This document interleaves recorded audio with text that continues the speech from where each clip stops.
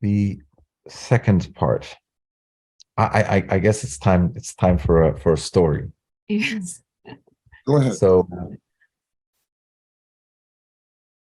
we're talking about materialism, and we're talking about materialism and spirituality.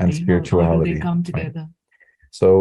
So this story goes about what is known in Tasawwuf as the Ghawsul Azam, the pinnacle, the pole of enlightenment, the pole of knowledge, the pole of reality.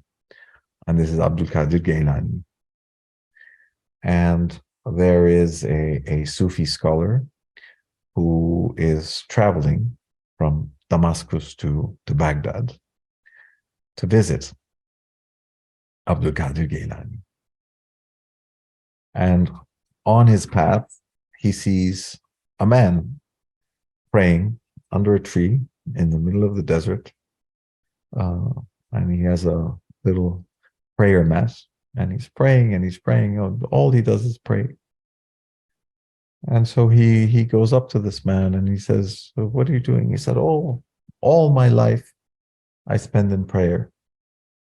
The only possession I have in life is this prayer mat. I have nothing else. I am praying night and day, but I still haven't been able to find Allah. And he says, "Can you do something for me?" And the traveler says, "Sure." He says, "Can you ask Sheikh Gailani, can he tell me what I need to do? What am I doing wrong? Why are my prayers not reaching Allah?" And the traveler says, "Yes, I will do what I can." And he travels to Baghdad, and he meets with the Sheikh, and he tells the story of this good soul who's spending his life in prayer and who has no possessions but a single prayer mat. And he says, "What do you suggest, O Sheikh?" And Abdul Qadir Gailani says, "Tell him to get rid of his prayer mat." And the traveler says, "What? But that's the only thing he says." He says, "Well, tell him to get rid of his prayer mat." The traveler says, "Okay." And he sets on his way back to Damascus. And back under the same tree, he sees again the same poor soul, and he's praying nonstop. And the man says to the traveler, he says, "So, what did Sheikh Gailani say?" And he says, "Well, he said you should get rid of your prayer mat."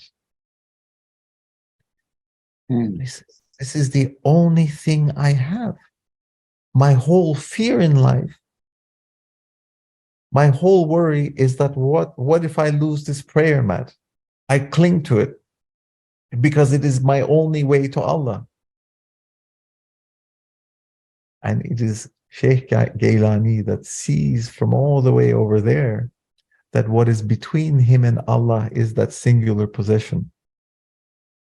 That it is that fear of loss that keeps him away from his essential reality.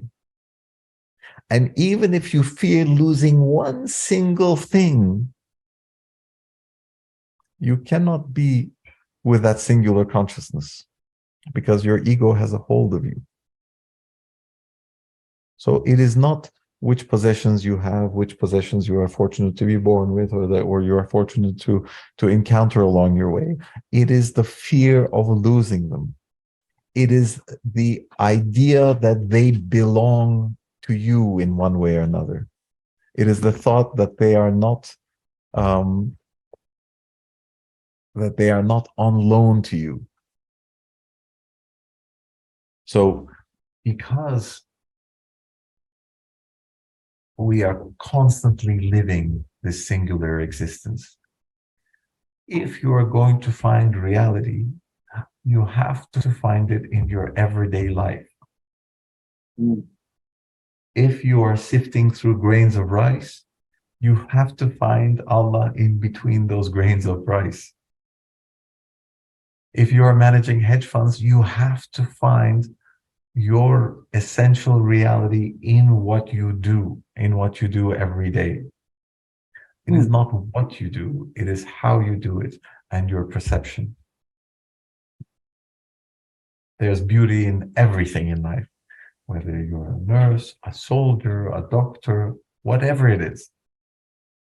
And it is in your daily life that you have to find it, not by running away and hiding in a cave and just not being in life because you don't want to face your emotions. It is, during our lives that we face all the challenges. It is during our lives when we have all the adversities. It is during our lives that we are able to get to know ourselves, because our emotions, our fears, our greed, our jealousies, everything is triggered while we are active in our lives. When they are triggered, we can purify away from them. If they are never triggered, we don't know that they're there, right? So it is all the adversities in life that help you grow. And if you're a hedge fund manager, there's a lot of adversities, I can guarantee you that. Okay, wonderfully answered. Thank you, Mr. Garner. Assalamualaikum. Okay, Pak. Waalaikumsalam. Terima kasih, Profesor Ar.